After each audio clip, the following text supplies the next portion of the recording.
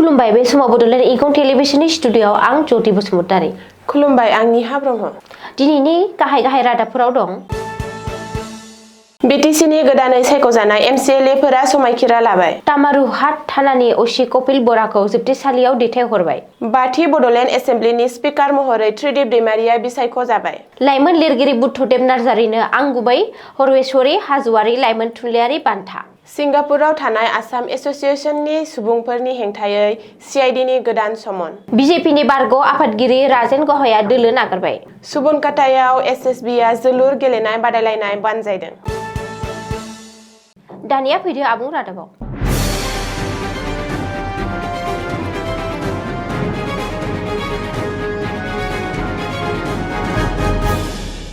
बिटिसिनि गोदानै सायख'जानाय सोद्रोमाफोर एबा एमसिएलएफोरा दिनै समायखिरा लाबाय। बिटिसि सेक्रेटारियेट मावख'नि बिधान सभायाव खुंनाय दिनैनि गिबि जथुमाव गोदानै सायख'जानाय एमसिएलएफोरा समायखिरा लादों। रायजो बेंगिरि लक्ष्मण प्रसाद आचार्यनि बिथोन बादियै दिनै बिटिसिनि बिधान सभायाव गोदानै सायख'जानाय सोद्रोमाफोरनि समायखिरा लानाय हाबाफारि खुंनाय जायो। बे समायखिरा लानाय हाबाफारिखौ गाजा गोमजायै खुंनाय जादों। दिनैनि बे हाबाफारिया बिटिसिनि गोदान खुंथायनि मावबुब्लि जागायनायनि मोनसे जारिमिनारि सिनायथि। बे हाबाफारियाव ओनसोलनि गोजौ थाखोनि मावख'गिरि, राजखान्थिगिरि आरो माखासे गेदेमा सुबुंफोरा बाहागो लादोंमोन। मख'नो गोनांदि दिनै समायखिरा लानाय बिटिसिनि एमसिएलएफोरा संबिजिरखौ रैखाथि होनो आरो बडलेण्ड ओनसोलाव गोजोन जौगाखांनाय आरो बयखौबो लानानै खामानि मावलांनो थाखाय नाजानायनि खोथा होयो। बे हाबाफारिनि गेजेरजों दिनै बिटिसि खुंथायनि मोनसे गोदान आयदा जागायो, जेराव गोदानै सायख'जानाय सोद्रोमाफोरा बडलेण्डनि सुबुंफोरनो होनाय थांखिफोरखौ मावफुंनो नाजानाय आरो बावसोमनायखौ फोरमायो। मिथिनो हानाय बादिब्ला गोदानै सायख'जानाय साथाम सोद्रोमाया दिनै समायखिरा लानाय हाबाफारियाव नुजाथियाखै। बिसोरनि गेजेराव दं बिटिसिनि बारग'हाय मावफुं सोद्रोमा प्रमद बर' आरो बारग' मावफुं सोद्रोमा राकेश ब्रह्म। जाउनाव बिसोरखौ बिटिसिनि एमसिएलए महरै समायखिरा लाहोनाय हाबाफारिखौ दोनथ'नो गोनां जायो। धुबरी जिल्लानि बेन्दोंआव थानाय तामारहाट पुलिस थानायनि असि कपिल बराखौ जोबथेसालियाव दैथायहरनाय जाबाय। बुथारनायनि केसआव हमनाय जादोंमोन तामारहाट थानानि असि कपिल बराखौ। रिपर्ट बायदिब्ला हरनि समाव असि बराखौ हमनाय जादोंमोन आरो हरनि समावनो सोमोनांथावै जोबथेसालियाव दैथायहरनाय जायो। मख'नो गोनांदि साननैसोनि सिगां असि कपिल बरानि हेंथायै सासे लाइमोनखौ गाज्रियै गाग्लोबनाय आरो बुग्लिनायनि अजद थिखांदोंमोन। कपिल बरानि बे गाग्लोबनायाव मनहरी राय मुंनि सासे लाइमोना जिउ गोमादोंमोन। मनहरीनि जिउ गोमानायनि उनावनो नखरनि सुबुंफोरा कपिल बरानि हेंथायै एजाहार होदोंमोन।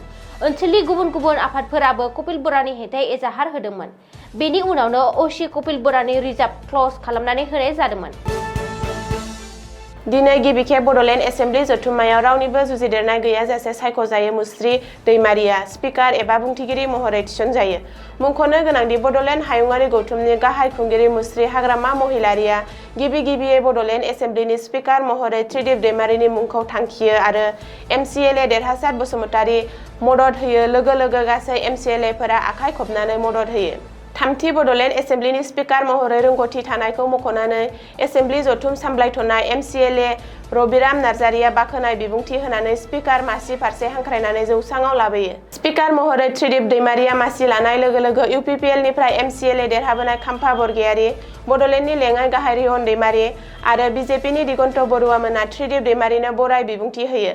त्रिदिप दैमारिया रावबो हेंथा गैयाजासे बुंथिगिरि सायख'जानायाव गोजोननाय होनानै बुंथियो दि बिथाङा बडलेण्ड एसेम्ब्लियाव बडलेण्डनि जौगासार लोगोसे आयेन दाफुंनायाव बयबो एमसिएलए मोननो खाबु होनाय जागोन। जोबोर मिथिनो गोनां रादाब जे बे खेबाव बडलेण्डआ बेरेखा दोलोआरि दैदेनगिरि थानाय नङा।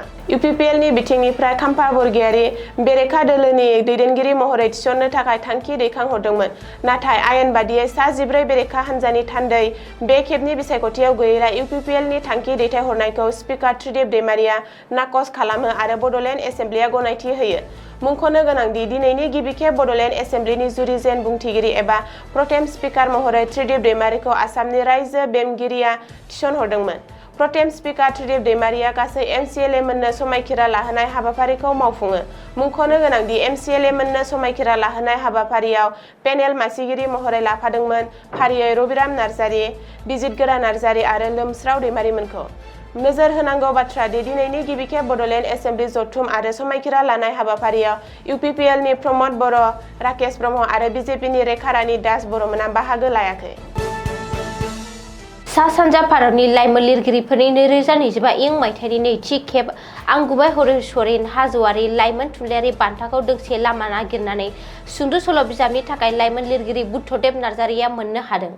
गवालपारा जिल्ला बर' आइजो लिरगिरि गौथुमनि जोहै होजानाय बे बान्थाया देग्लाय नैथि खेब फोसावजाबाय। गवालपारा जिल्ला आइजो लिरगिरि गौथुमनि आफादगिरि उज्ज्वला पाटगिरिया बुधबारखालि मोनसे बिबुंसारनि गेजेरजों फोसावदों। मख'नो गोनांदि बे बान्थायाव नोगोद 10,000 रां, गांसे मान बिलाइ आरो मोनसे मेमेट होनाय जायो। आसामनि हार्टथ्रब जुबिन गार्गनि सोमोनांथावै रुंसारि जानाय जाथायनि सायाव नायबिजिरनाया सोलिगासिनो दं। CIDआ दासिम 7 सुबुंखौ एरेस्ट खालामबाय आरो गुबुन गुबुन सुबुंखौ जेरा खालामनाय सोलिगासिनो दं। बेनि गेजेरावनो सिंगापुरनि आसाम एस'सिएशननि सोद्रोमाफोरनि हेंथायै CIDआ फिन समन जारि खालामदों होननानै सुलुङाव फोरमायदों।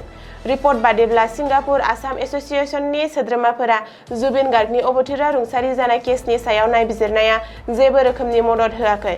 सिंगापुरनिफ्राय सासेल' सुबुङा आसामाव फैनानै CIDनि जेरायाव मोगा-मोगि जानायनि अनगायै गुबुन माखासेया CIDनि समन जारि खालामनायखौ नेवसिगारदों। 6 अक्ट'बरनि गेजेराव फैनानै CIDनि मावख'आव हाजिर जानो बिथोन होनायखौ जेबो रोखोमनि बेसेन होआसै सिंगापुर आसाम एस'सिएशननि सुबुंफोरा। जाउनाव CIDआ सिंगापुर आसाम एस'सिएशननि सोद्रोमाफोरनि हेंथायै CIDआ दिनै नैथि खेबनि थाखाय फिन समन जारि खालामनो गोनां जादों। मख'नो गोनांदि सिंगापुरनि यार्ड पार्टियाव जुबिन गार्गजों लोगोसे सिंगापुर आसाम एस'सिएशननि सोद्रोमाफोरबो दंमोन। बे यार्ड पार्टिनि समावनो जुबिन गार्गआ लैथोनि दैयाव गबनानै अबथिरा रुंसारि जादोंमोन। बेनि अनगायैबो यार्ड पार्टिनि समावनो जुबिन गार्गनो बिस होनायनिबो अजद थिखांदों। यार्ड पार्टियाव थानाय आरो जुबिननि खाथि सोमोन्दोनि शेखरज्योति गस्वामीआ बे अजदखौ होदों। आसाम रायजो बिजेपिनि गागि दैदेनगिरि आरो बारग' आफादगिरिनि राजेन गहाया बिजेपि दोलोखौ नागारबाय। राजेन गहाया दिनै बिजेपिनि मावख' बाजपेयी भवनाव फैनानै गावनि दोलो नागारनाय लाइजामखौ गथायदों। गोजाम आरो गोदान बिजेपि मावथिफोरनि एना-एनि आरो दाङाबाजिनि गेजेरावनो बारग' आफादगिरि राजेन गहाया दोलो नागारदों। मख'नो गोनांदि राजेन गहाया नगाव लकसभा बियाबनि 4थि खेबनि एमपिमोन। बिनि अनगायैबो बियो मिरुनि मन्थ्रि महरै बिबान सामलायदोंमोन। नरेन्द्र मदिनि गिबि खुंथायनि समाव रायजो रेल मन्थ्रिमोन राजेन गहाया। नोजोर थावनादि गोजाम गोदान बिजेपि मावथिनि दाङाबाजिनि उननिफ्रायनो राजेन गहायखौ दोलोनि आफादनि खामानिनिफ्राय गोजान खालामनानै दोनबोनाय जादोंमोन। सम सम बिजेपिनि हेंथा बानबुंथि होनाय आरो आथिखाल बिजेपि दैदेनगिरिफोरनि सायाव खुद्रिनायजों लोगोसे बिजेपिनि गोदान मावथिफोरा गोजाम मावथिफोरखौ एखुथा खालामनायनि अजद होबोदों राजेन गहाया। बबेखानि दिनैसो बिजेपि दोलोखौ नागारनाय गागि दैदेनगिरि राजेन गहाया थाबैनो गुबुन मोनसे राजखान्थि हान्जायाव हाबफैनो हागौ होननानै आन्दाज खालामनाय जादों। 2026 मायथाइनि आसाम बिधान सभा बिसायख'थिनि सिगां सिगां राजेन गहाया बिजेपि दोलोखौ नागारनाया बिजेपिनि थाखाय सुफुंख' हायै गेदेर खहा। बाक्सा जिल्लानि सुबनकाटायाव एसएसपि 64थि बेटेलियननि कमान्डेन्ट श्री अनुज कुमारनि दैदेननायाव नर्थ इस्ट सिभिक एक्शन प्रग्रामनि सिङाव जाखांफुनाय गेलेगिरि लाइमोनफोरखौ गेलेनाय बिथिङाव गोसो थुलुंगाखांहोनायनि थांखिजों सानथामनि जोलुर गेलेनाय बादायलायनाया दिनैनिफ्राय सुबनकाटा गेलेग्रा फोथाराव जागायबाय।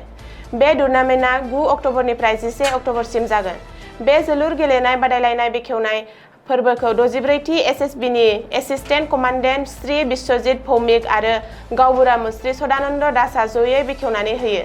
बे हाबाफारियाव महेन्द्र रामसियारि, थिरेन बर', आजिरा मोननाय फोरोंगिरि श्री सुशील कुमार दास, फोरोंगिरि जौसिन गेजेर फरायसालि सुबनकाटा जों लोगोसे गोबां गामियारि सुबुंफोरा नुजाथिदोंमोन।